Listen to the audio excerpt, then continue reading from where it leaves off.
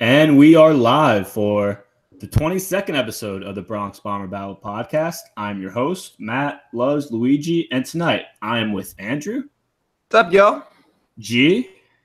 What's up?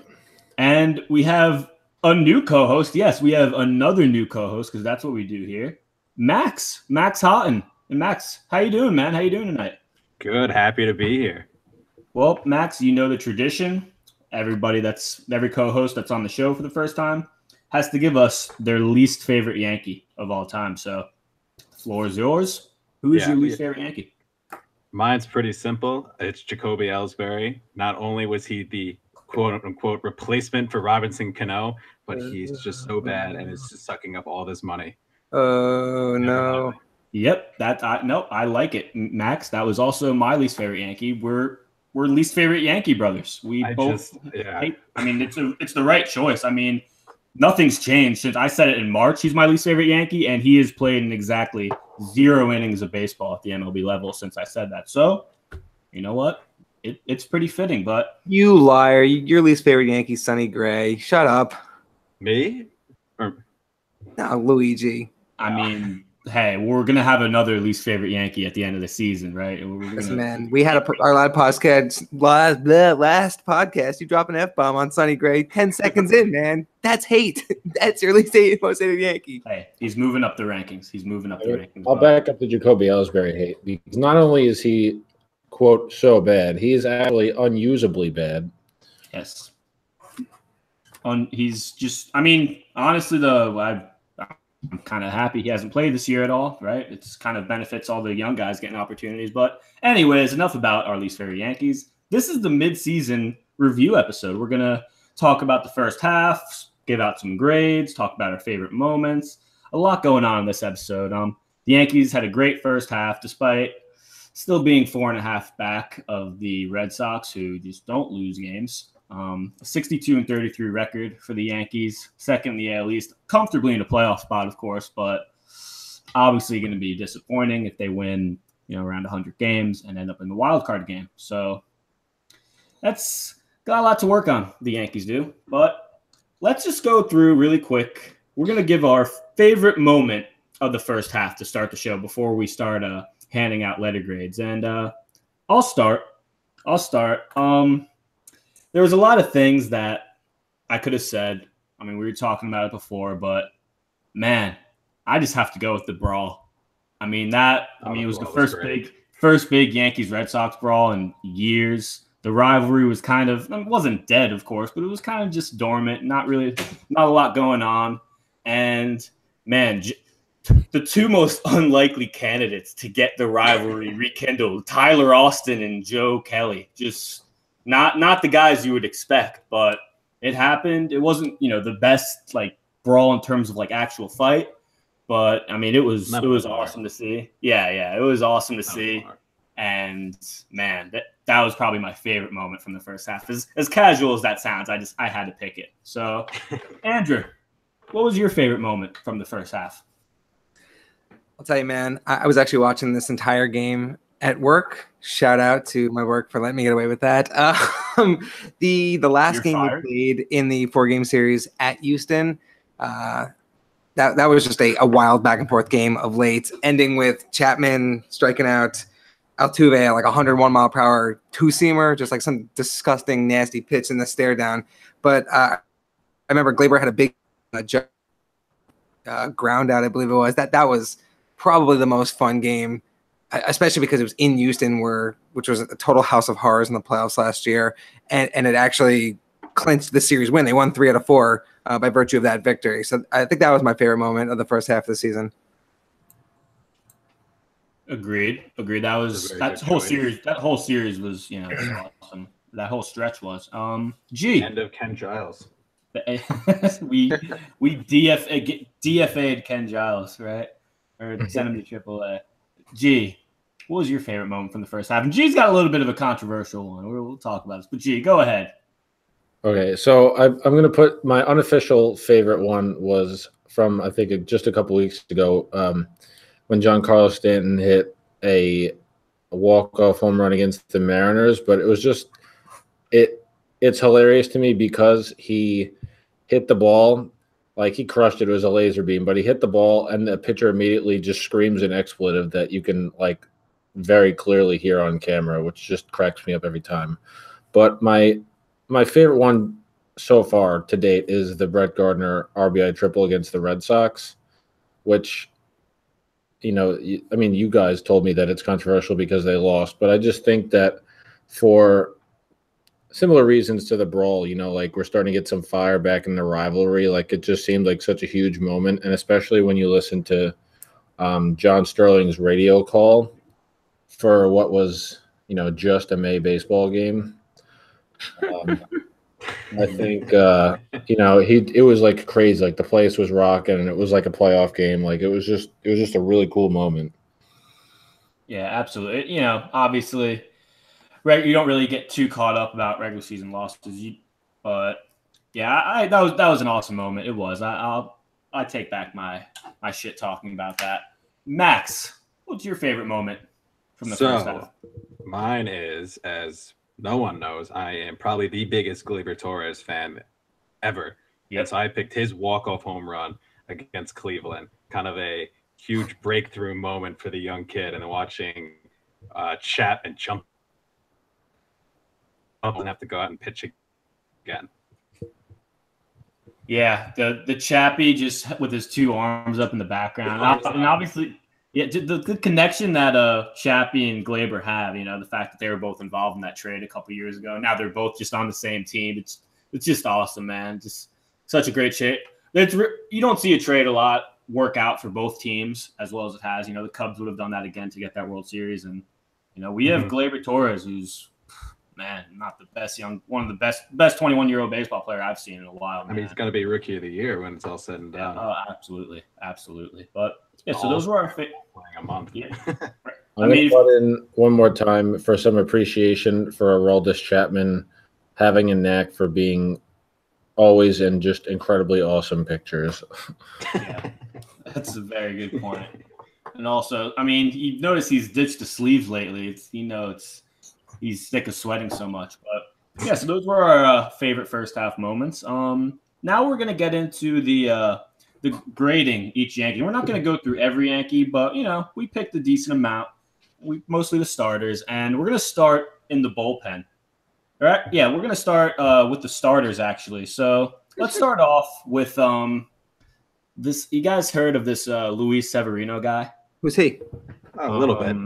I think I know his brother, Rafi Severino, but I'm just kidding. That's that exciting young kid, right? Yeah. Yeah. No, like Severino, like I've said before on the pod, I did not expect him to be better than he was last year. And so far he has been, despite his last two starts, been a little shaky, but, 5 innings, 4 runs is, some of the worst starts you're going to get from Severino this year. And my God, he's in great position. I'd give Severino an A+ so far for the first half. I mean, I wouldn't say he's the Cy Young favorite right now after those 2 starts. I don't know. I'd have to really crunch the numbers, but man, I couldn't imagine him having any better of a first half. No, yeah, I definitely agree with that. I think you can't give him anything less than an A+. Mm-hmm. I think the biggest thing for him, I noticed this year, I love his intensity. He comes up there and he just wants the ball back right away, and he knows what pitch he needs to and wants to throw next. That the sign being thrown up by the catcher is almost just,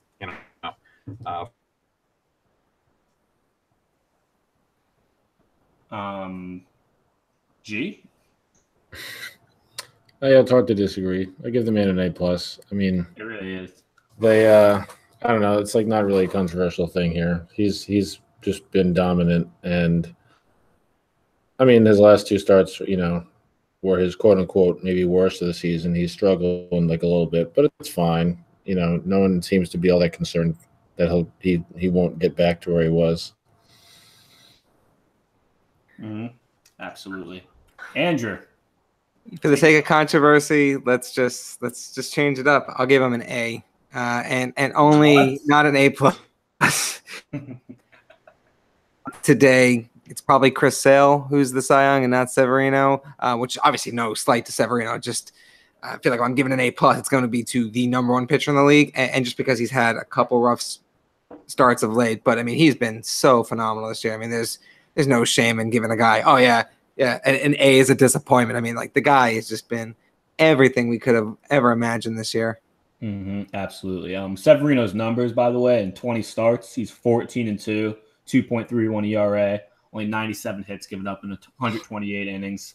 Just he's had an awesome year. Let's go now to the Yankees' number 2 pitcher, or unofficial number 2 pitcher, Masahiro Tanaka. Now Tanaka's missed some time. He's only made 15 starts. He's 7-7 with a 4.54 ERA, so he hasn't had the best season. I'd give it Tanaka. I'd give him a C+ because, I want to give him a C, but if you really look at his numbers, he actually has a decent whip, and he's had some really good starts. But my God, I've never seen a guy give up home runs like he has. It's just such a knack. He'll be having a great start, he'll retire 12 in a row, and then it's a walk and a 2-run homer. It's just almost a given at this point. I forget what the stat was of in his last 50 or so starts. There's very few starts where he hasn't given up a home run. So that's why I can't give him. I'll give him a C+.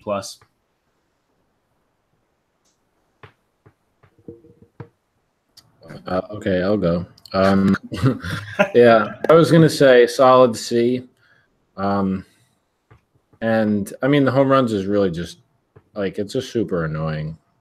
And I was really excited when he came back and said he was going to opt in after the playoffs because he pitched really well in the playoffs. And who knows, maybe he'll get there and lock it in. But I mean, I can't say that I enjoy, even if he does pitch well in the playoffs, I can't say that I enjoy watching him go through the season and just get banged around and give up home runs all day.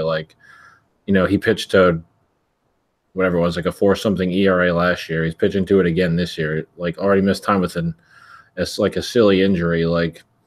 I love the guy, but also there's just things about him that make me very aggravated. So solid C, but it's hard to really give him anything else.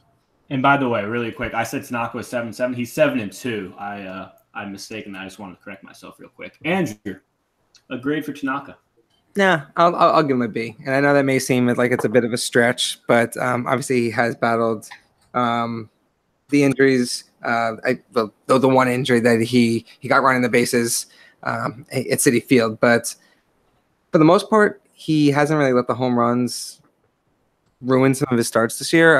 I know you go back to some starts last year, he's in 1-2-run games and then just gives up a 3-run bomb and just blows open any chance the Yankees had of winning that game.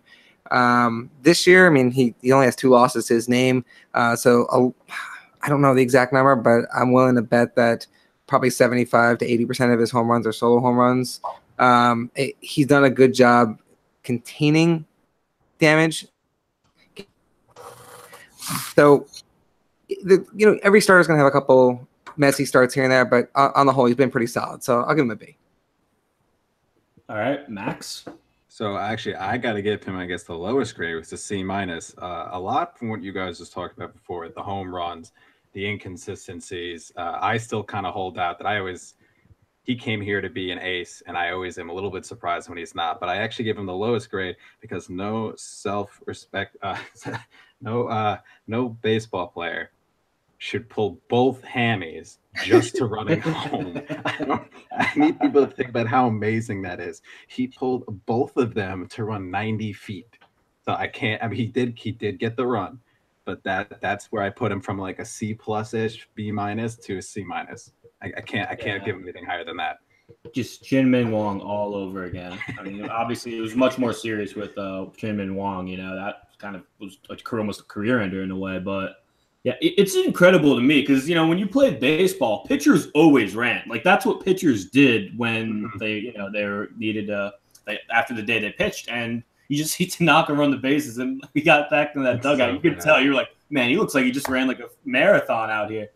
But yeah, it's both hammies and miss a month. It'd be one thing if he was a little sore, maybe missed the start, but to miss a month is just that was not really what you wanted. But yeah, so Tanaka definitely room for improvement in the second half. Let's go to the big man, CC.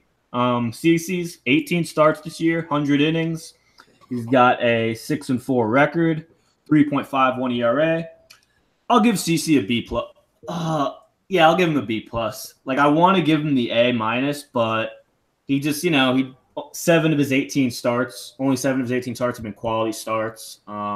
he's gotten some really good starts this year. He's gone like beyond 7 innings a few times, but I don't know. Like for CC, I think a B plus is right. I really want to give him the A minus, but I just can't.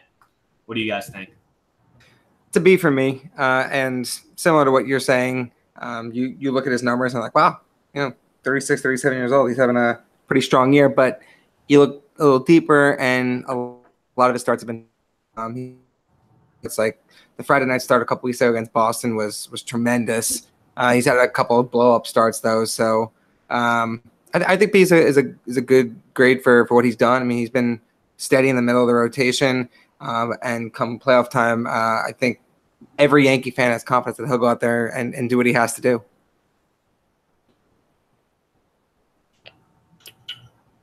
All right. Yeah. Let's see. I was going to say B, and I think, he's just like for whatever you consider him, the third or fourth starter, like, he's the elder statesman of the rotation. He doesn't pitch until like the 7th, 8th inning anymore, but like he just goes out there and he battles, and he still has, really good starts and important games for them. Like the numbers might not like jump off the page, but I mean, I think he's kind of past the phase of his career where he's just going to like blow people away with numbers. I'd say a solid B. He's just, because he can put together good innings and he just goes out there and battles. And I think that's still going to be important in the playoffs. And, if he could just hold it down and stay healthy for the rest of the season, I think he'd live up to a solid B grade.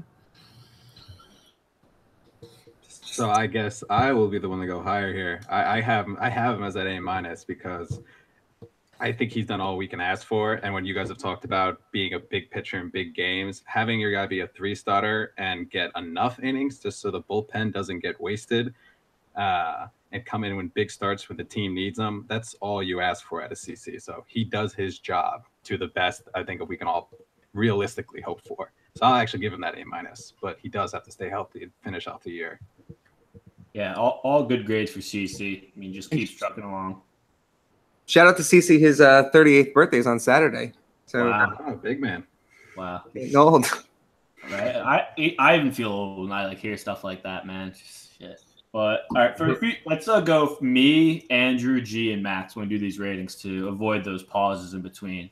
Just sounds good. Quick note there. But all right, let's. I didn't want to do this, but fuck it. Sonny Gray. Well, he's an F, straight F. He failed. He dropped out of school. He's out. He got an F. That's all I got. Incomplete. Incomplete. Skipped school. Someone take the mic from me. Sonny Gray. I mean, you can't give him anything other than a resounding F right now. He's had a couple good starts, like the 2 starts he had against the Orioles. He's got 3 wins against Baltimore, but that's it. He's just been atrocious in every other big moment. And for the prospect package we gave up for him last year, we expected him to come in and be a dominant top of the rotation force for 2.5 seasons, and he's been anything but that. So F. Yeah, I mean, I'm not going to argue the grade.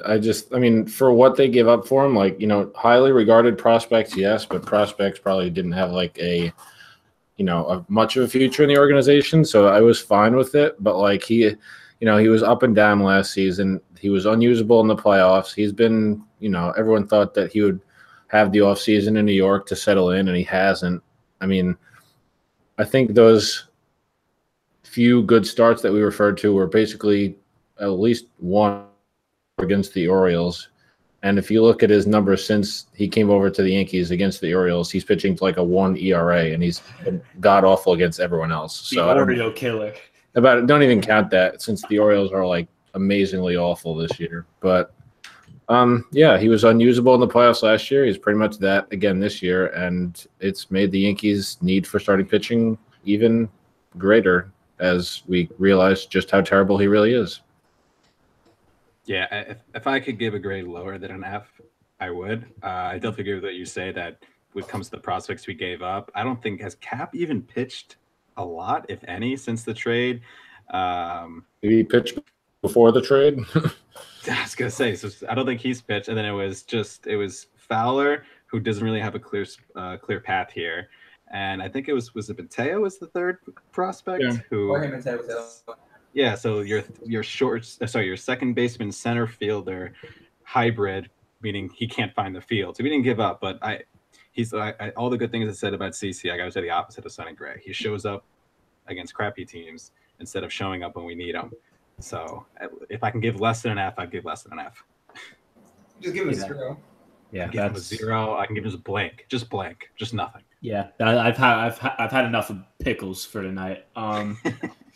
So forgot about that. The number 5 guy, Domingo Germán. He's had a bit of a rough numbers, 5.49 ERA, only 2 wins.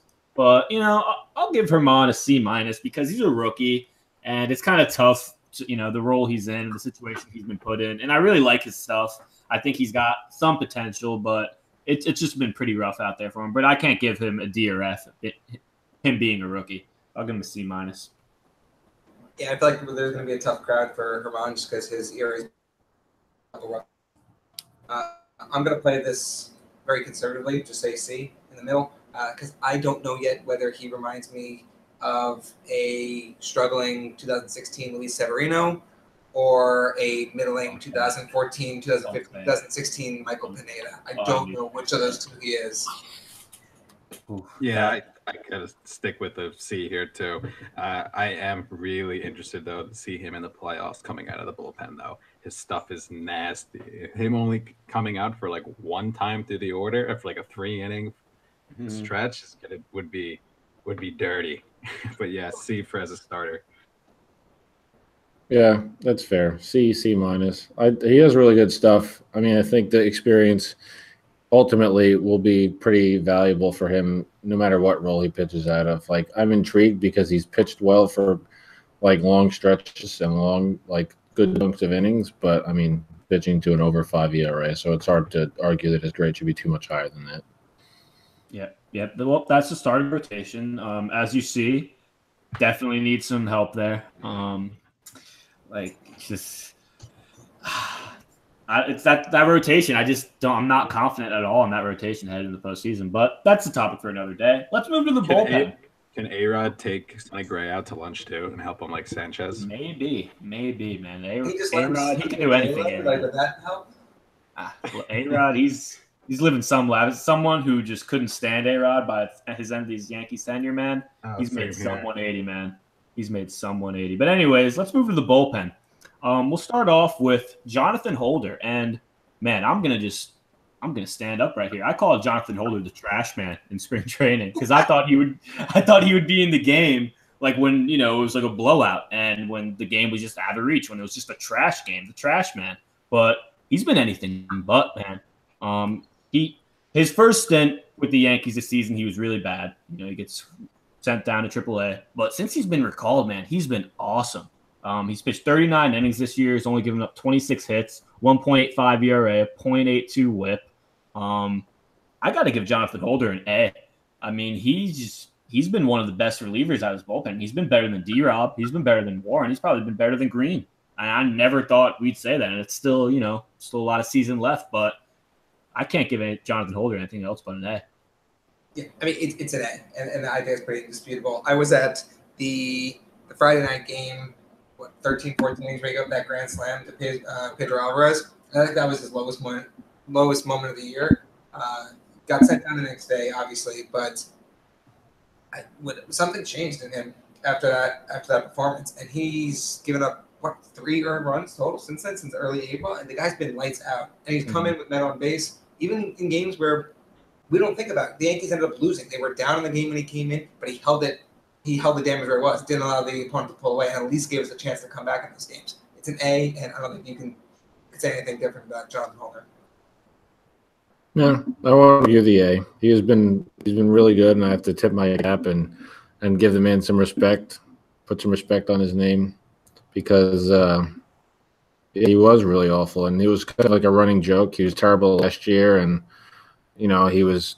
It was really bad at the beginning of the year. He came back in late April, and he's just been awesome. And I think Aaron Boone, honestly, I think he seems to trust him and wants to go him before he goes to maybe a D-Rob or even a Chad Green in some situations. I think he's just really, really fond of Jonathan Holder. Yeah, I agree. I think the big thing for him, I was hearing a story that he either switched from a curveball to a slider or vice versa, just because he said they kept hitting it, and I guess that's worked since then because he's just been lights out. Yeah, they're just like, yeah, I changed it. Why? Oh, they kept hitting my curveball, and that was it. That's like the stat. Was it Sonny Gray's like change up a curveball? Batters are hitting like 560 against it this season. Oh man, but yeah, Holder has been awesome. Let's move to a guy that probably is maybe underachieved a bit in terms of what Yankee fans expected of him, and that's Chad Green. I know Andrew's had his thoughts about Chad Green of late. His numbers real quick: in 36 appearances, 46 innings pitched, a 2.74 ERA, 1.02 WHIP. He's given up some pretty key home runs, in some pretty bad spots.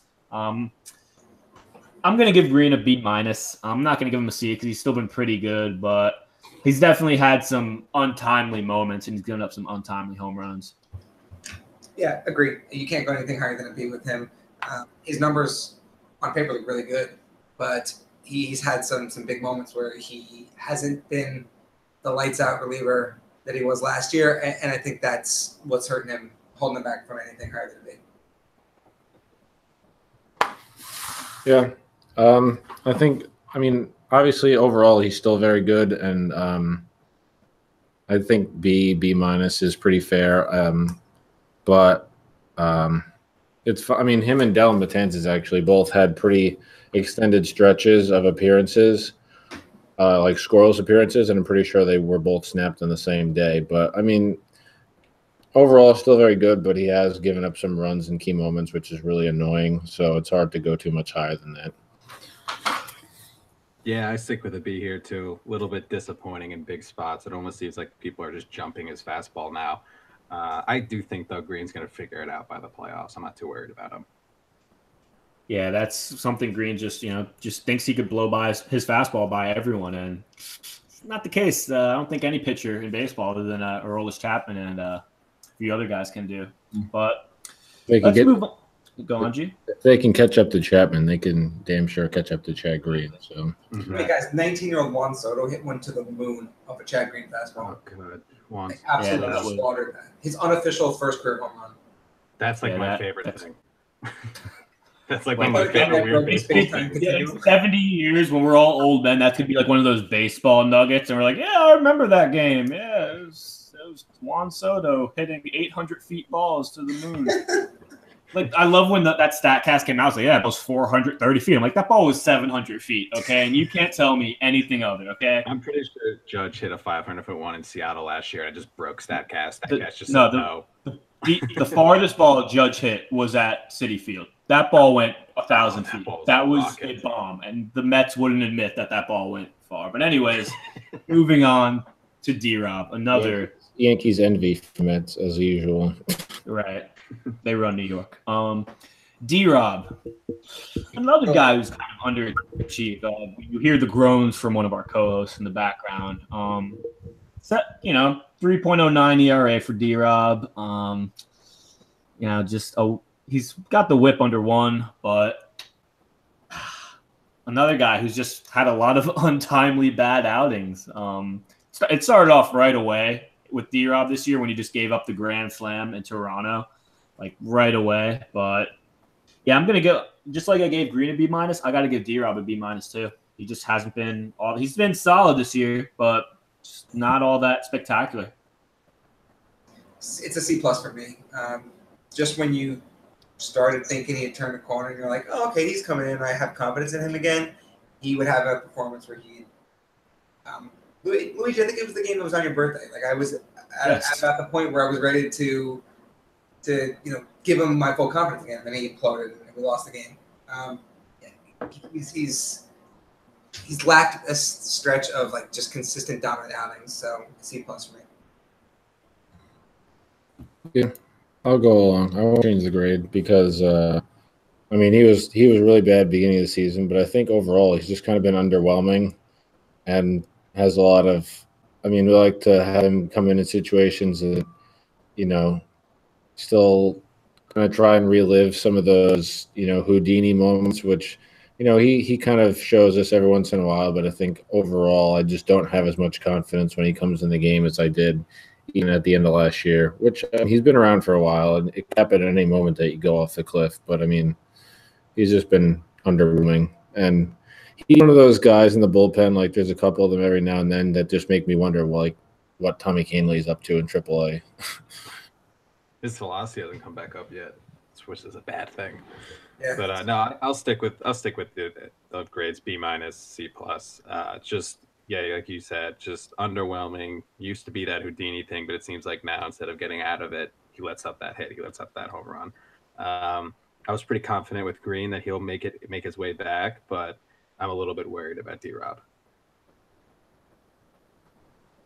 Yeah, D-Rob and Green, hope both those guys kind of return to their form from last season, because if they do, it will just add on to what's already a juggernaut of a bullpen. Let's move on to probably the two best relievers in this bullpen as of now. Let's start off with Dellin Betances, who, the beginning in April, he looked like he was awful, right? Just, all right, man, this guy's broken. What's happening? And my God, he's returned to all-star Dellin. If you look at his numbers, it really doesn't do justice just how dominant he's been over the last couple months and how much of a cheat code he's become once again. I'm going to give Betances an A. Obviously, haven't given an A+ yet, but I think he's just going to, if he continues on this trend, man, he's probably going to have possibly a career year. What do you guys think? Just unbelievable, man. I really just can't get over how broken the guy was for just such a long portion, and he's back. And who knows? He could be broken again next month. Who knows? But for now, he's awesome. Don't say that. Yeah, you're right. Knock on wood. Please don't say that. I'll go ahead and say it. I'm giving him an A+. Wow. I think he should have won the junior reliever of the month. I think we talked about in our last podcast that Edwin Diaz, who's phenomenal, by the way. I don't want to take anything away from him. He won that award strictly on the fact that he's a closer and he dominant pitcher, relief pitcher in baseball, maybe any pitcher. He had one hit the entire month. He has been that good. It's an A+.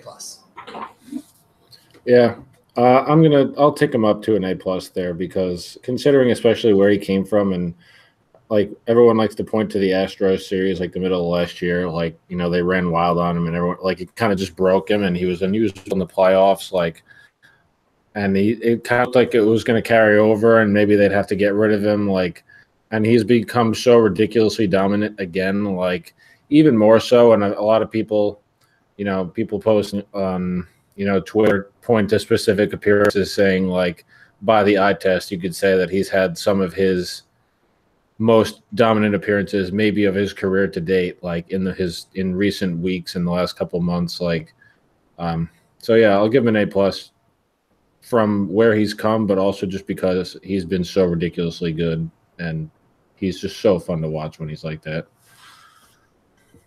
Yeah, Isaac, I'm agreeing with this A+ for all the reasons you guys say. I definitely get it's where he come back from, just mentally being where he was the past year. I mean, we can go all the way back to the Randy Levine comments. I mean, this guy has, from fans, from his organization, has just been beaten down all the time. And for him to come back not only to where he was in like 2016 before that, but to be even better, I got to give it up to him for just the 6 inches between the ears. Just combined him and Sonny Gray, and we're good. Yeah, 72 strikeouts and 41 in the third innings for Dellin. It's been awesome. Now let's move on to the final piece of the bullpen, the closer, Chappie, who, man, he's another guy. Just been awesome. 26 for 27 in save opportunities, 68 strikeouts in 40 innings, 0.83 whip, 1.35 ERA. Once again, I'm still just hesitant to give him an A+. I got to just go with an A, because, he hasn't had a quote-unquote perfect season, but, I mean, he's been phenomenal. Yeah, same as Dellin, so I won't give him an A+, but he's definitely resolved all the concerns we may have had when he had his rough patch last year. His velocity's back. His control is better. He's using his slider more and more effectively. He's been a really, really, really strong back end of the bullpen, so an A. Yeah, I mean, I would, if any of you guys threw out an A plus, I wouldn't at all disagree. But I'm fine with an A. Like, um, he's always been one of my favorite believers to watch personally. So maybe there's a little bit of bias, but like his fastball is as good as it, has been. He's mixing in the slider more, which is makes hitters just look, like so foolish. And you got a tip of the cap because he's pitching through kind of a nagging knee injury, and he insisted that he's going to pitch through it, and it's probably not going to be healthy for the rest of the season. But he's a gamer, and he's here, and he has pitching to like a 1.35 ERA, so it's hard to get much better than that. Yeah, I agree. Definitely got to go with the A. He's been pretty much one of the more dominant closers in baseball this year, and I just love to see his swagger back with the stare down and everything. You go up against him, I can't imagine knowing that this guy on the mound knows he's going to strike me out, and I have like almost no chance of catching up to that slider fastball combo. Like all goes into it. Yeah. So Chappie, Betances, what a 1-2 punch. Might be the best 1-2 punch in all baseball right now. But I'd say it is. Yeah. There's one member of the bullpen we haven't talked about yet. We don't need to talk about him. We're having a good show. We're having a good night. We already talked about Sonny Gray. Okay, Jason Treves is an F. Okay, I said it. G. He's an F. He sucks. Moving on. He was talking that's cool. That's fine. What are you talking about, bro? Yeah, you're right. You're right. Let's move on to the offense. We're gonna start behind the plate. We're gonna go in order around the diamond. We'll go both catchers because since Romine's played enough, we'll also include him. But let's start off with Gary. He got off to a terrible start. He was like 1 for his first 35. You thought he'd all right, he's gonna break out of it, and he kind of did, right? But still just really bad. I know batting average isn't as important as it used to be. It's not like a tell-all stat, but 190 batting average is not what you want over 231 at bats, and a 291 on base percentage, 433 OPS, or excuse me, 549 723 OPS. I'm an idiot. I got to give Gary a D. I mean, I expected a lot from Gary. He's probably the best hitting catcher. He has a chance to be the best hitting catcher ever. I mean, that's where Gary is, and I love my Buster Posey, but man, Gary is just an unreal talent, and I expect more out of him. I got to give him a D. I'm going to give Gary an incomplete just because he's missed so much of the season. I mean, he just got activated against the Mets tomorrow, but sorry, go ahead. Oh, yeah, you're good now. You just cut out a little bit. Go on. Oh, I was Gary. He's going to be back tomorrow, but he's missed a lot of time, and we've seen the bad, we've seen the good. His home run off Giles, his walk off against Fernando Rodney. So I don't know where to put him yet. So incomplete for me. Yeah, I'll say incomplete too because it seems like his season never really got started. Like it's just been like, I guess you'd say like fits and starts. Like he was 2 for 35, and then he kind of had a stretch of good games, and you felt like, oh, here we go, and then he went right back in the crapper again, and then he got hurt. So it's like you haven't even really seen anything. He has God bless him, like a 200 batting average. He's got 12 home runs, and he got activated today, and everyone's hoping that he'll just come back and be like a wrecking crew like he was. So hopefully, for that. But so far, hard to give him anything other than incomplete because he really hasn't done anything. I agree. I say I'll just give him the D, just to give him a letter grade. You'll just give him the D. Give him a D. All right. This is a PG show here we run. So not, but I mean, it's not. I since I've been on the show, it has been, which is just today. It's a good point. Well, it was until you guys ruined that. Just like I said, just disappointing. And every single time you'd think, oh, he's hitting it harder, and there'd be a stretch of games where you'll hit it like 110 miles an hour, just right at the third baseman or right at the center fielder. I think he's going to turn around the second half of the year. Little preview. He's my bold prediction to be the MVP for us for the second half. But as of right now, I still think it's D. Yeah, so let's go to Austin Romine really quick, because I wasn't look. Don't accuse me as being part of the fan base that was calling for Romine to start over Gary when Romine was just in that ridiculous hot streak where he like almost matched his career number in home runs in like a friggin' month. But Romine's been great this year. I'll give him a B plus or I'll give him an A minus. For the role he's in as a backup catcher, for him to fill in the way he did, really helped us out. He's cooled down since, but he's still hitting 270 with the 333 on base percentage, 6 home runs. Can't ask for much more out of your backup catcher. I'll give Romine an A minus. I'm gonna give him a B. He's been good offensively, but you don't necessarily need your backup catcher or replacement catcher to be that good offensively. Hasn't really walked a lot, which is concerning, and he doesn't throw at anyone behind the plate. I think in the time that he's been the everyday catcher in Gary's absence, he's thrown at 2 or 3 guys total. That's concerning to me. So B. I was gonna say B plus because he definitely has hit better than we thought, and he's definitely. I think he's on pace. He's almost done it already, maybe to double his career total in home runs for this year alone, which is pretty cool. We had fun with that story in the beginning of the year, how he's hitting really great, like for the role of light hitting backup catcher. But he's cooled off a little bit, which is fine. And the drop off for defense, I guess maybe just in the throwing arm, is huge. And him and Higashioka and whoever else has been back there don't throw anyone at all. So I'd say B plus mostly for the hitting, and hard to argue because he's a backup catcher. Yeah, I agree. I think B is a good grade for him. He's done pretty much everything we could hope for from a backup catcher from a batting standpoint. But I agree, just seeing him behind the plate and watching him throw down, and I keep thinking to myself, well, Gary would have had him by 2 feet, 3 feet. They wouldn't even have gone there, and it hurts. But no hard feelings for him with a B, though. Yeah. Okay. It's good grades for Romine. Obviously, he's overachieved very much. Let's move over to first base. The Birdman of New York, Greg Bird. Another guy who hasn't been healthy all year. He's only had 140 at bats.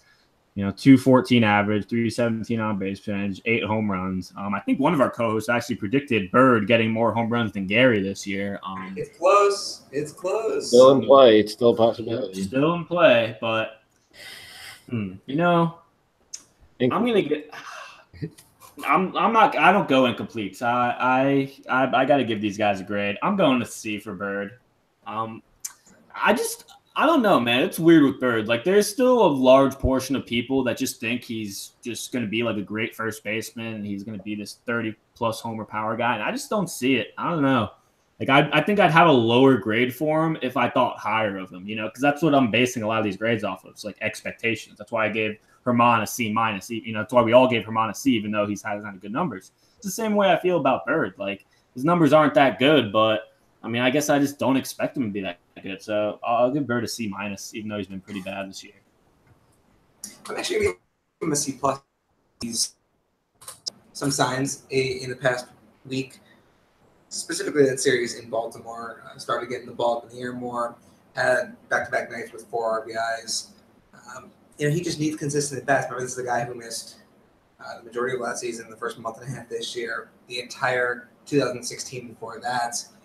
He doesn't have a lot of consistent playing time, and if he can stay healthy and stay on the field, I think he can finally become the guy that the Yankees organization has talked about for years. So C plus, but I expect this time in October for me to say something higher than that. I'm going to say incomplete. If I was going to give him a grade, I'd give him a C.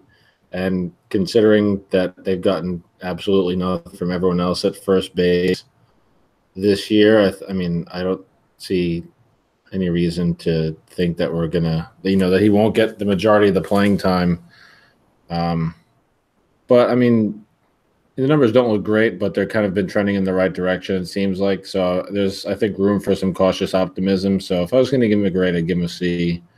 And, but like Andrew said, I think, hopefully it'll be reasonable to expect that it would be higher by the end of the season.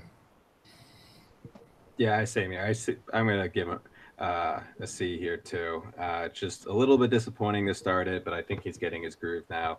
I'm one of those people who just absolutely loves his swing. I can't get enough watching him hit. I still have not forgiven him for that ground ball though in Baltimore. I'm going to hold that against him for a little while, but I think he'll start getting it, and he doesn't need to be a guy who hits in this lineup right now. Needs to hit, batting 300 and all this stuff. But if he can just be a dangerous lefty bat, and of course everyone says the short porch at Yankee Stadium. I mean, we saw what he did off Andrew Miller.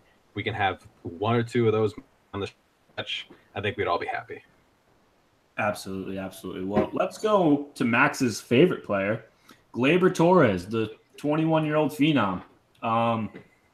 Just another guy who, if you would have told me at the beginning of the season that Gleyber Torres would be an all-star this year, I don't know. I don't know if I would have believed you because, look, I'm going to pat myself on the back here, My hot take at the beginning of the season was that Andujar and Gleyber would both be starters on this team and would both be starting in the postseason. And obviously, we don't know the postseason part yet, but it seems pretty likely at this point. But man, 294 average, a 350 on base percentage, 15 home runs. That's the most shocking thing. If you would have told me Gleyber was hitting 290 in his first, 200 plus at bats, yeah, I would have believed that. The guy's a great hitter, but the 15 home runs is really what just surprised me. Another guy, just like I gave Sevy the A+, I got to give Gleyber an A+. He's been awesome. Oof. So I'm going to be the bad guy here. And Max, have at me if you got to. Give Gleyber a plus. He's had some really big moments. Wait, you cut out. You're giving Gleyber a B+. All right, that's the show. I think I know where he's going with it. I think I know where he's going with it, though. All right, go on. Gleyber's had some stretches where he was – and there's a couple stretches where he went 3-4 games without a hit, but more offensive to me is the 10 errors in the field. And I know that he's a phenomenal fielder, and that's an aberration, but based on just the stats alone and the impact they've had, I can't go higher than a B+. Okay, yeah, I was gonna give him an A+ only because we just talked about like expectations versus grades and all that. Like he was their top prospect, one of the top prospects in baseball, and despite those expectations, he was on. But 10 hours is definitely concerning, so it definitely kind of drags it down into the A- range. It's not that it can't, make the plays. It just maybe it's, I don't know, inexperience, just or whatever. I don't know. He's just got to get those reps and stay locked in every play. But 10 errors, that definitely can't happen second half of the season. Division chase, and it damn sure can't happen in the playoffs to make errors on like routine ground balls like you've seen a bunch of times. But he's had a lot of cool moments in at the plate, couple walk-offs, so that's really cool, and hopefully he comes back and a couple days here and he picked right up where he left off. Yeah, so obviously I will definitely be going with the A+ here with him. I had a feeling once I heard the B+, Andrew's going to go with the errors. I agree. I definitely see that he seems to almost looks like he tries to style it too much. Like, he's trying to put a little too much flair on it. I just can't get around how smooth he does look when he does make the great plays, and his just approach at the plate. He actually does have a bit of a, split count, 2-strike count approach, and you can't ask anything more for a 21-year-old to come up in the biggest of moments. It lets me overlook the errors, which I know will find his way out of his game pretty soon. Yeah, and he is so much fun. He's just happy to be there. He's like, it seems like he'd be like a little kid if being on the field, like always dreaming of this moment. That's why I love him. Absolutely. Gleyber's great. Gleyber good. Let's move on to the third baseman now. Another rookie, a fellow rookie, Miguel Andujar. And, Andujar is the doubles machine. All he does is hit doubles. Overall, 279, 12 homers, 39 RBIs. Only a 316 on base percentage. And, I really just like Miguel Andujar is just such a bad defensive player. Like, I'm just going to say it. Like, he makes plays at third base, and he does things at third base that just make you scratch your head. Like him just crashing into Romine, like when, he doesn't even say anything. Like, those are things that Andujar does that just kind of just makes me like scared. Like, I don't really get too concerned over Glaber's like errors because most of them are really like Max said, almost he's trying to be too fancy. He's trying to like style it too much. Andujar makes like just absolute brain farts that you just say like this guy just doesn't have like very high defensive IQ out there. So that's why I'm going to give Andujar a B. He just really worries me in the field. I probably would have given like if it was just based on like hitting, I definitely would give him an A because he's an awesome hitter. But I really just worry about him as a third baseman. Yeah, I agree. B is the grade. You'd like to see him a little more patient at the plate. You'd like to see him play up his defense. The offense has been good, so I'm fine with giving him a B. Yeah, I'd say B plus. The hitting definitely brings the grade up. He got a good average. He rips extra base hits all over the yard. Like, he doesn't walk, but I mean, it's fine. Like, especially batting down, 7th or 8th or whatever. Like, if he's going to bat 280 and get a bunch of extra base hits from the 7 hole, like, I'd be totally all right that he doesn't draw a walk. And I mean, with the, the fielding, as long as he's not making a bunch of errors, I'd be all right with it. Like, it's definitely concerning, and I just hope I think in terms of career arc, if he's going to bat, like, be a really good hitter, hopefully he can just solidify his defense so it doesn't hurt them consistently. Yeah, I'm going to say pretty consistent with the rest of you guys. Just B plus. The extra base hits from that low in the order is just too good to have. The defense, it's concerning. Sometimes I have to tell myself that he really wasn't supposed to be up as early, but Brandon Jury coming out pushed him there. I watched him transfer the ball out of his glove to throw to first base, and I'm pretty sure we can have a podcast during that time. I don't know if he's trying to keep himself going slow to make the good throws, but sometimes I sit there and I'm like, you could have made this play, it costs us a double play here, or I think the play is just too close, and it gets to me. But I think he's another guy like with Gleyber that he'll get better, but as long as he's batting 290, I can deal with it. Doesn't strike out much either. Well, that's because he just swings. Crazy. He swings like every first pitch, man. Like, just you gotta respect it almost. He must have the strongest wrists in the world to keep doing that swing. Yeah. That hurts my wrist. That swing. Let's move over to the shortstop, Sir Didi. If the baseball season was just in April, Didi would get an A plus. He'd be the MVP. He'd be the king of the world. But that's not how it works. Yeah, absolutely. But that's not how baseball works. And Didi had one of the worst stretches you'll see. He's kind of gotten it back a little bit. His numbers, if you look at his numbers, at this point, 263, 17 homers, 52 runs batted in, 2.7 WAR.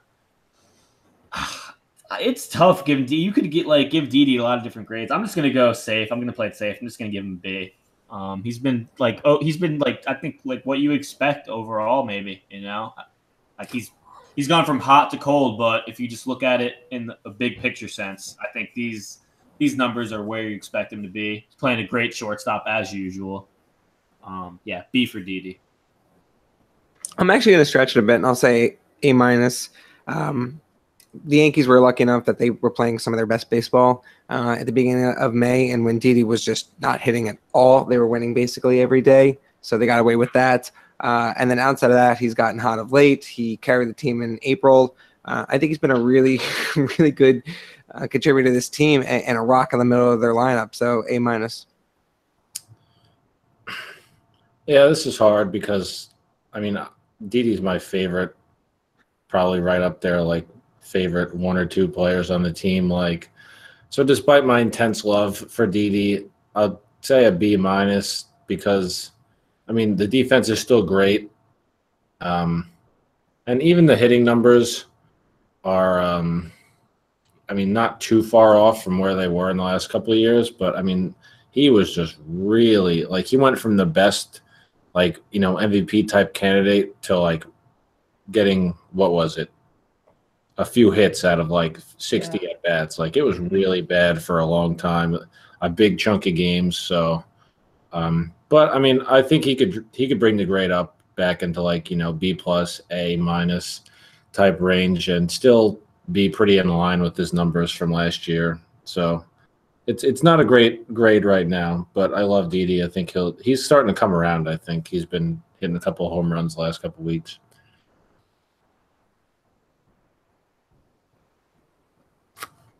We saw last year. Max, I think you cut out a bit. Oh, did I? Yeah, you're good. All right, hold on.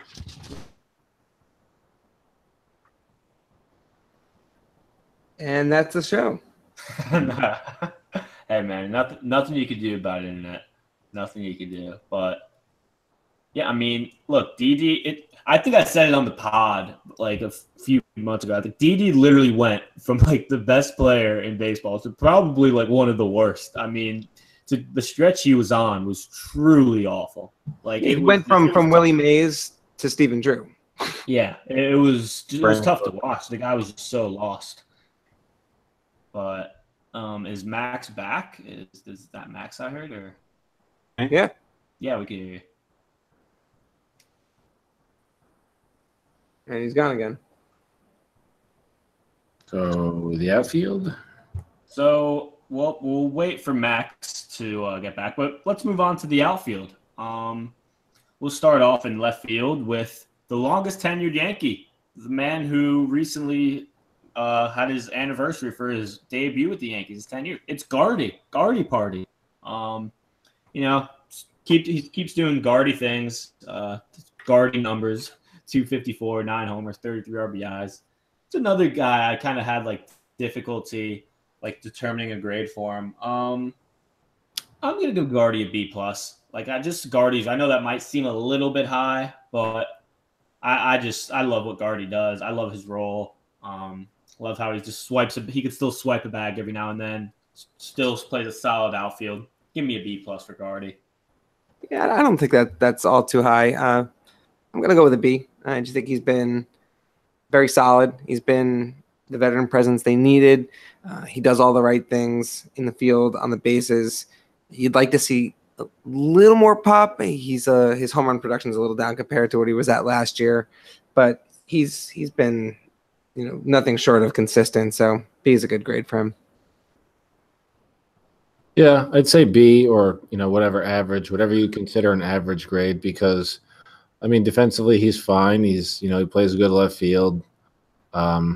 And I mean, if you look at his numbers, hitting numbers, considering how bad he was for a big chunk of the first part of the season, his hitting numbers are pretty damn in line with what he's been. His has a 345 on base percentage, 254 batting average. Like he only batted 264 last year anyway, so it's not like there's been this precipitous drop in batting average. He's kind of just the same, and for a leadoff hitter and, good quality veteran left fielder, that's totally all right. I'm going to assume Max is still working on his internet, but let's move on. Was that Max I just heard, or I guess not. Well, let's move on to the center fielder of the Yankees, G's favorite player, Aaron Hicks.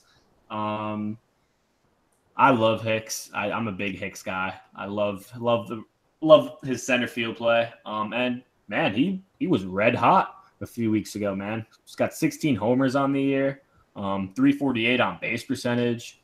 I'm giving Hicks an A minus, man.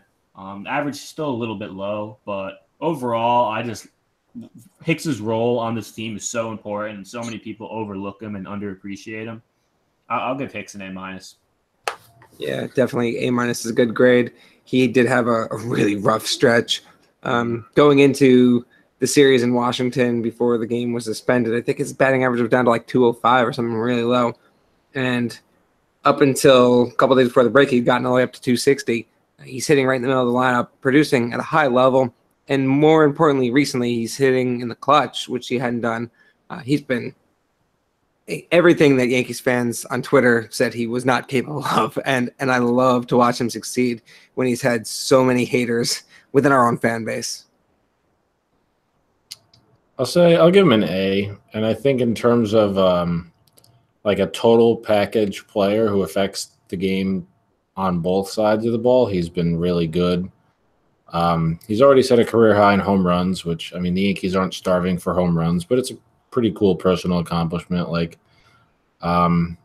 he works the at-bats really well, works deep counts and makes the pitchers work, which is really good. And, I mean, his center field play is just awesome. He's got a great arm. He covers all the ground. Like, it was always the hitting that was dragging him down. So for that to come around and really add round out his game, I think the A is really good. Yeah, he had that 3-homer game, obviously, off Boston and the David Price massacre. Hicks has been great. Once again, I'm going to check in with Max. If Max, you could hear me, please say something. Crickets. And crickets. Let's move on to the most polarizing man in baseball, the face of baseball, because it sure ain't Mike Trout or Josh Hader. Aaron Judge. The guy who should have won the MVP last year, in my opinion. Just picking up right where he left off. Just 276, 25 homers, 60 runs batted in, close to a 400 on base percentage. I can't give it an A+ because, considering last year, like in late June, he was hitting like 330, leading he was in like triple crown contention. So it's tough for me to give him an A+, but I'll go with an A. Judge, just awesome. Yeah, I agree. You look at the batting average and you think, man, he should be. I kind of feel like, am I crazy that he should be at 300?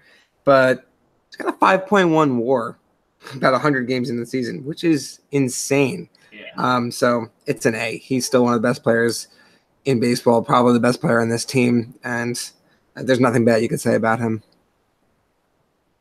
Yeah, I'm fine with the A. I mean, as cool as it was to have him batting like 330 last year, I don't think that's what it. I think that was kind of a little bit too high. I think his batting average could get up a little bit higher. And I mean, the walks total, he's right in line. Like, his on-base percentage is awesome. He plays a really good right field, which, obviously he's tall and he can get up to the wall but he's throwing out a bunch of runners on the base paths this year. Like, he's got a really good arm, and it's just a total package. So I mean, the A is fine. I think. He strikes out a lot, but what power hitter doesn't? Mm-hmm. Exactly. The final player we're going to grade is the man that I labeled was our biggest free agent signing in one of our first episodes. Giancarlo Stanton. Obviously got him in the trade package with the Marlins for Starlin Castro. Hope you're doing well down there, Starlin. Stanton obviously rubbed a lot of fans the wrong way. I've never seen at any level or even heard of any level of baseball where a guy had 2 5-strikeout games in like the same month, in the same week, but it happened. But he's kind of picked it up since then. He's got it, like, Stanton's got his average up to 278. 23 homers, 55 RBI, so the power is still there. But him being the reigning NL MVP, you can't really give him an A after he doesn't even make the All-Star team this year. So I'll go with a B+. But overall, Stanton, and I almost it's kind of crazy that how much he's played the outfield, because I don't think any of us expected him to play the outfield as much as he has, as early as he did. Credit to Boone there for kind of just putting him out there a decent amount. But yeah, I'll give him a B+. It's actually something that I was kind of hoping in spring training, that they didn't just, barricade him into that DH role. I like that he's getting worked into both right field and left field. I'll go ahead and say B+, just because you expect a little bit more coming off an MVP season, but he's still been very, very strong and certainly very hot of late. I'll give him solid B+. I think, Giancarlo's a good outfielder. Like, I think Aaron Judge is better, but I think Giancarlo's like a solidly good outfielder. And, he's played a bunch of left field and not been like a total give up. So having that versatility is good. But I think hitting wise, the struggles at the beginning of the season were really ugly and difficult to watch. He's been really good the last, month and a half, 2 months, like batting average up to 278. And I think generally, I think he's about to go, I think he's got another gear to go to. I think he's about to hit it. And I mean, I would love to see him and Aaron Judge hit back to back and kind of go to that other gear together. Changing gears together the Yankee way. Hey, we got Max back, I think. Am I back? Oh, Matt, I'm back. He's back. The man is back. I think he missed Didi, Gardy, Hicks, Judge, Stanton grades, but it sounds like he's back. I had Didi as a B, Judge as an A, and now I have Stanton as a B+. And what about Gardy, Hicks, and Judge? I'm kind of coming back. Huh? Gardy, Hicks, and Judge. What are your grades for those? The outfield. Nope. Well, Max, you're lagging pretty hard, but it's all good. We're gonna work through it.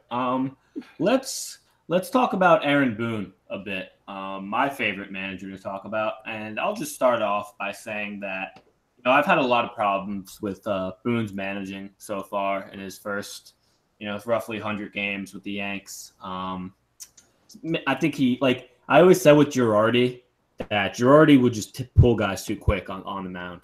And I think Boone leaves guys in too long. I think that's one of his problems.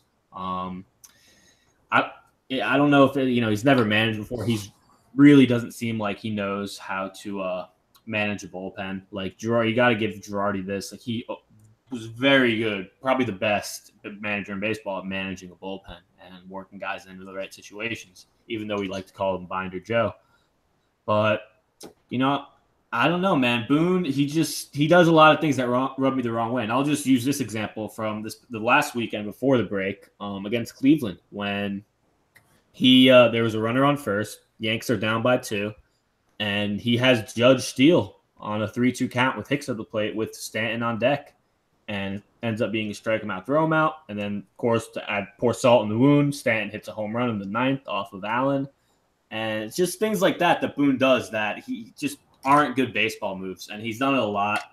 I don't know, man. What have you guys thought about Aaron Boone as the Yankee manager so far? I think overall, I mean, he's been fine. Like, the team is obviously really good, so it's hard to complain too much about like record or anything like that. I think, there's a lot to improve upon, and he's still, he's a young manager, and whatever, he can improve at a lot of stuff as he learns. Like, to me, there's just weird things. Like, for the bullpen, it seems a lot of times like he's just managing for the future more than he is like, if Dellin Betances goes out there on any given day and throws a good inning, like, but if I can get into another inning, then whatever, I can save another arm. And Betances or Chad Green last weekend, I think against the Indians, did the same thing. Tried to get him through a second inning and it didn't work out. Like, so the bullpen usage has definitely been questionable. And I think at some point I'd really love, now that we're getting into the second half of the season, we're going to hit the deadline and, August, September, like the big push for the division. I just want to see them play the same lineup every day, like same fielding alignment, same batting order, and try and really get in a groove. And, I for most of the first half of the season, I just felt like he was playing it safe and just trying to keep everyone fresh, which is fine. But like, I just want to see them really lock it in and start to make a push here and see if he can really like manage the team that way.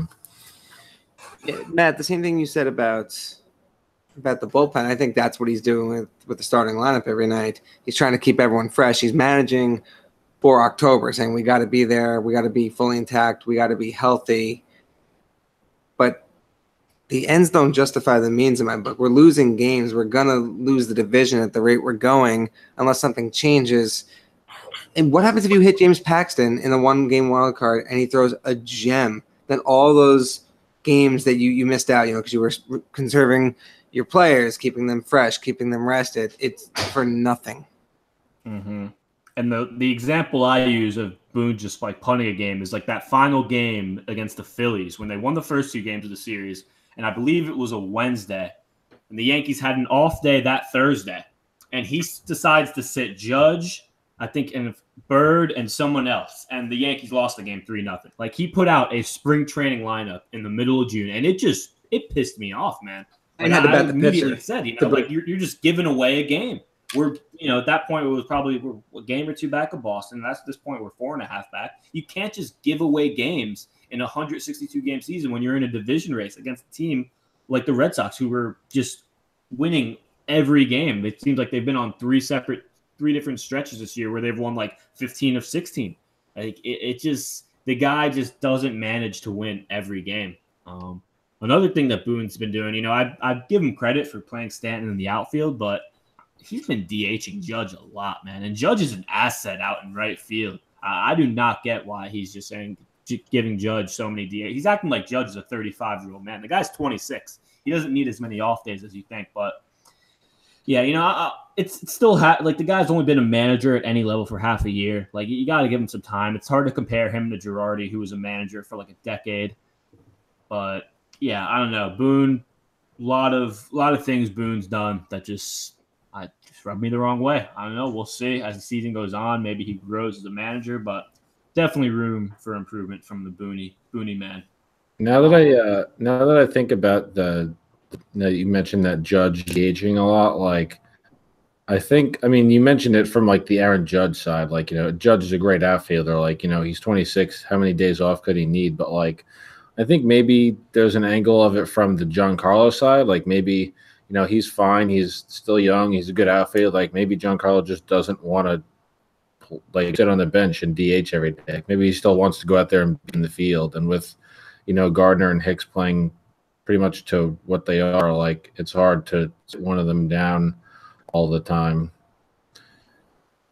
Yeah, I agree with that. I agree. But I don't know, just you gotta like Judge with his arm, with his outfield abilities. He's just such an asset out there. But like you said, Giancarlo is a good outfielder, but he's just not the outfielder Judge is at all. Well, Max is. I think I'm back. For good now. Hopefully I'm not lagging. All right, now you sounded fine there. You actually perfect timing because we were about to just talk about your trade pieces that you've been writing. So of course, I hope my listeners are the ones commenting on my articles too. I have a bone to pick with them if they are. Yeah, Max, all throughout the summer has been writing, this series called, Creating a Yankees Trade Package. And, he's done about 6 or 7 different ones. Madison Bumgarner, Marcus Stroman, Cole Hamels, Michael Fulmer. Max, tell us about, your experience writing these articles and some of the fan feedback you've gotten. Yeah, so the articles honestly started as just an assignment just to get to see who the Yankees would trade for maybe at the deadline. And then I started looking into all the different players and I'm like, I don't want to make this in just one article. I can make this a series. It's been a lot of fun. I've been learning on a lot of the Yankees prospects and seeing a lot of what the other organizations are thinking. The fan feedback has been a mix of confusing, a lot of fun, and maddening. I was saying before the show started, I get comments that the standard, no, we'll give them Jacoby Ellsbury, some of our trash players, and Gary Sanchez and Greg Bird. It's always Gary Sanchez and Greg. And we get Bumgarner, and you get Jacoby Ellsbury. I'm like, these trades. That's not how this works. Anything about Blue Jays don't need our prospects because they have Vladimir Guerrero, because that's how baseball works. Yeah, no. If the Blue Jays have Vlad Guerrero Jr., like that's the only prospect they need. But yeah, they don't need.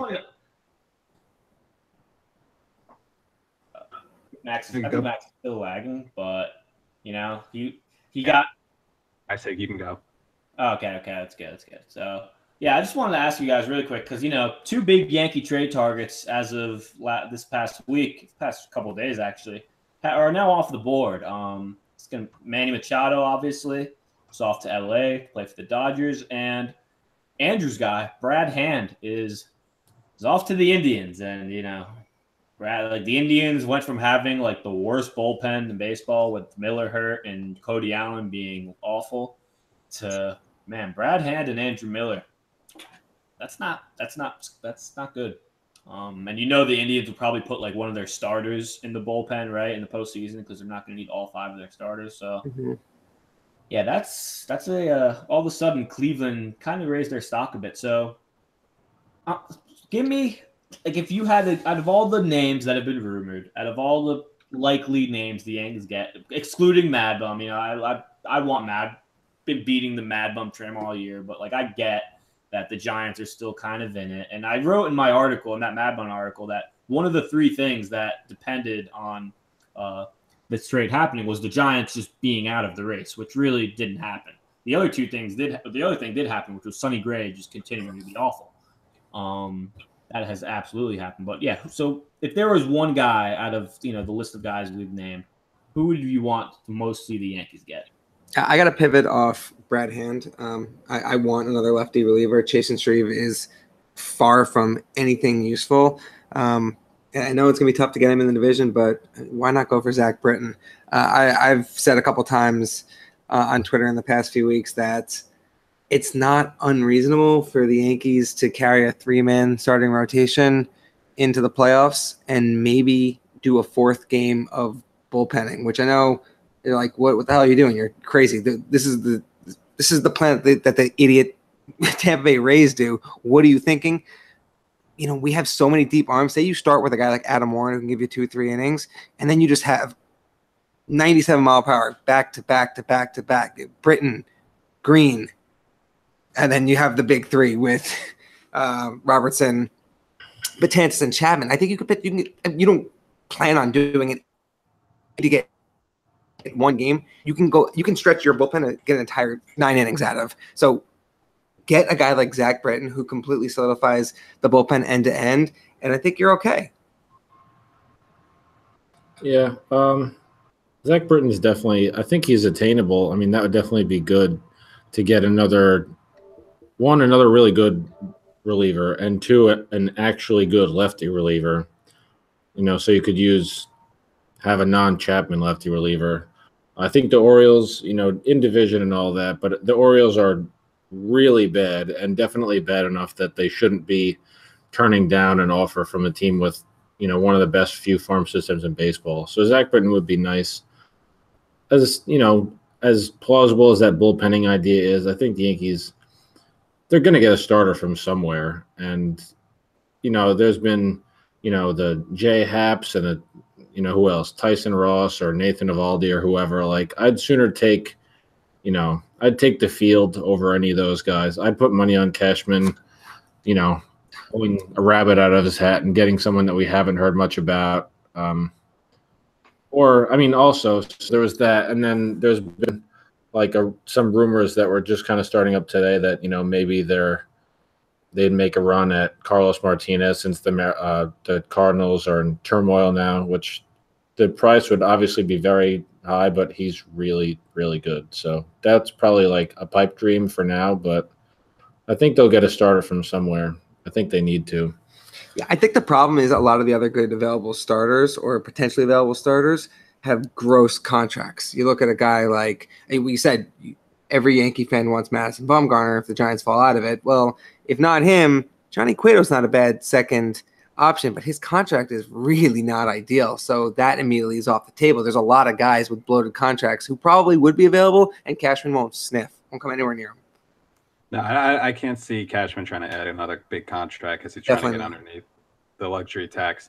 I'm a little bit more sour on Carlos Martinez in my early look at him. His velocity has started to dip over the years. Actually, each year it's gone down by like 1 or 2, and that worries me. He does let up a lot of home runs, which, one side or the other.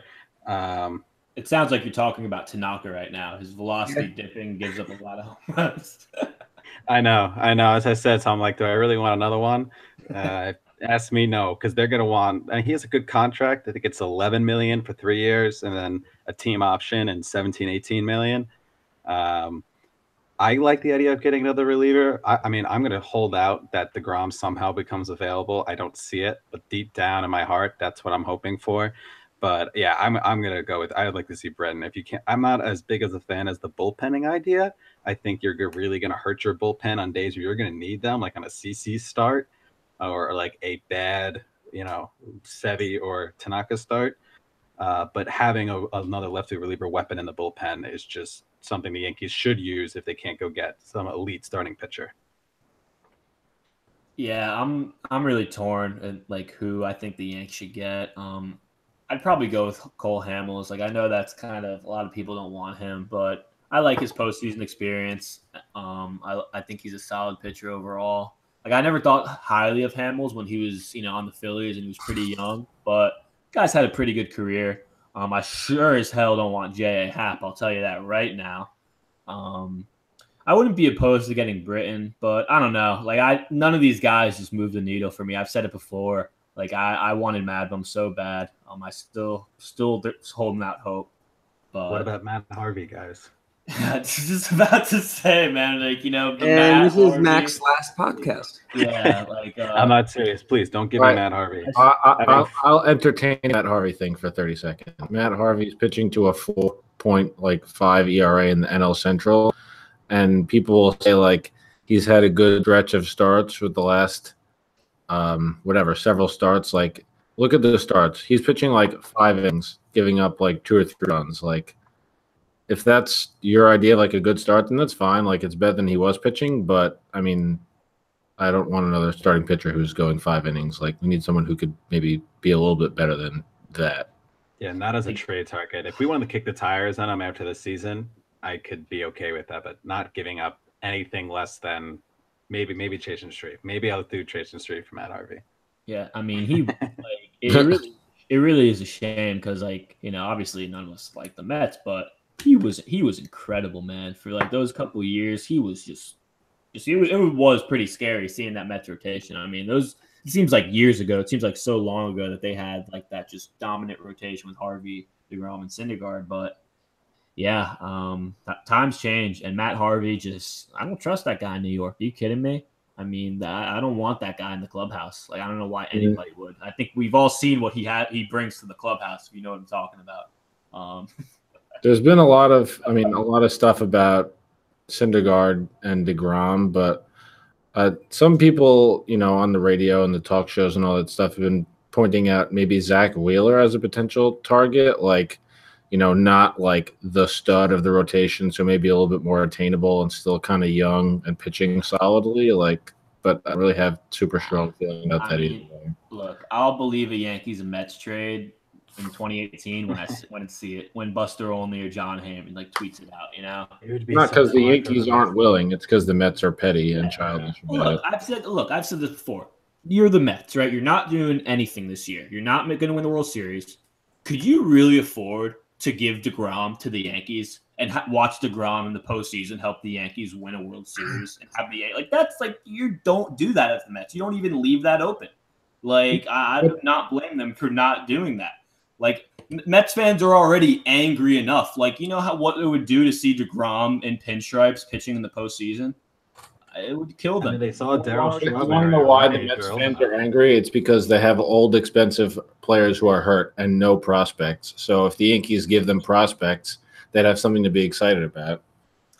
I mean, you just have to I'm just talking about the Mets fans, and I think Mets ownership. I mean, who knows though? The Mets ownership does dumb shit all the time, so who knows? But you mean signing Jay Bruce this offseason when they had nothing else going for them? Yep, that's. You want to spend us $30 million a year to be your first baseman. Yeah. Okay. Yeah. So the trade deadline less than 2 weeks. We're going to be finding out the answer on who the Yanks are and aren't going to get. But let's just end the show with some division talk and each of our bold predictions for the second half. I'm just going to put it simple. You guys, we're going to catch the Red Sox? Yes. I want to say that now. Let me just say this. Why I think I agree with Max. I know it's 4.5 games. I know that's decent deficit. We have 3 more games to play than the Red Sox. That's a big deal. That's 1.5 games. I mean, look, when you're such a great team like the Yankees are, you got to think those 3 more games you're going to play the Red Sox, you're probably going to win 2 of them, right? And that's a big advantage. I think that's going to really play a factor. All these effing postponements the Yankees had in the first half. It seems like we've had 4 or 5 fewer games played than the Red Sox all season. And, we still have a few series left against them. We've played pretty well. We've been pretty even. The Red Sox are just ridiculously hot right now. I know they're going to cool off. Our schedule is much easier than theirs in the second half. I think it's going to come down right to the wire, but I think we're going to clip the division. I really do. Let me play devil's advocate for a second. You said we have 3 more games than the Red Sox. If you expect us to win 2 out of those 3, that's only a half game gain. So that puts us at 4 back. I don't think they catch the Red Sox unless they make a significant starting pitching upgrade. Like I said, this team is built to win in the postseason. They can score runs. They have a dominant back end of the bullpen. 25, 80 games, whatever there is. You cannot chase down the Red Sox throwing out Sonny Gray and Domingo Germán a combined, 16, 18 times? Like that's a big no for me. Yeah, so I think they can. I think they need to start, like I said, they need to start to lock it in and really and get serious here, because I think if in terms of Yankees versus Red Sox, I think the Yankees maybe not are a better team, but I think they match up really well with the Red Sox. Like, look at the Yankees versus David Price. They kind of own David Price. Like, they played well against the Red Sox and really against the best teams in baseball so far this year. I think there's upside. You have Gary, who hasn't really contributed much. You have Bird, who's still kind of finding his footing. Like, I think the offense can go to another level and start to really, they play a lot of bad teams. If they beat up on those bad teams like the Red Sox do every night, they'll be right there. And I think, whatever games left they have against the Red Sox, they match up well against the Red Sox. And I think, if they win the games that they're quote unquote supposed to win, I think they really could. They could make a run at the division. Yeah, I'm. Yeah. Nope. I think that's the biggest thing. Well, Max is swimming in the Atlantic Ocean, it sounds like. Yeah, I don't think we're getting him. Yeah, no. I just want to get a chance. But let's end the show with our bold prediction for the second half. And I'll start. Thought a lot about this. I think Giancarlo Stanton finishes with 50 home runs. I think he's going to get very hot. I think he's going to have another, 12-plus home run month. I think he's going to finish the year with 50 home runs. Okay. Matt, what do you got? I'm still thinking. Oh, I'm still thinking. Okay. You know what? Let me just I don't know how much conviction I have behind this, but I'm going to say that Aaron Hicks finishes the season with a 6 or greater WAR. And that may seem like a bit of a stretch. He's at 2.7 right now, though, so not far off the pace.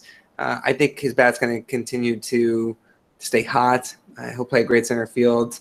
And, I mean, with production like that, he's the second best center fielder in the American League behind only Mike Trout.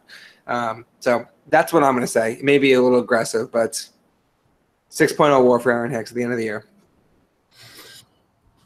I think Greg Bird is going to out-homer Gary Sanchez. I'm kidding. Yeah, I really can't come up with something. I don't know. I mean, the 50 home runs thing by Giancarlo is pretty good. I'd say I'm trying to come up with something about Greg Bird since he's really the only person we haven't seen much of. But I mean, I think overall the offense is just going to start to really, really get hot here. So it's not really a bold prediction considering the talent they have. But I think coming out of the break here, first of all, I'd love to see, Judge and, Giancarlo and Gary hit back to back to back, considering that no one has really performed consistently well hitting between any of them. But I think those three should hit back to back to back, and I think the offense is just going to get ridiculously hot coming out of the break. Absolutely. Well, that's our show. I'm gonna assume that Max is still having his internet issues. We're gonna. We hear Max now. We hear him now. Oh, look at that. Parting thoughts. Max got to upgrade that internet, but maybe I'm gonna go to my own computer next time, not my laptop. My bold prediction kind of goes off for the division race. I not only think we're gonna catch Boston, I'm gonna say that we're at least gonna have it wrapped up by the last division series. I don't think Boston can keep playing this good baseball. It's 113 win pace.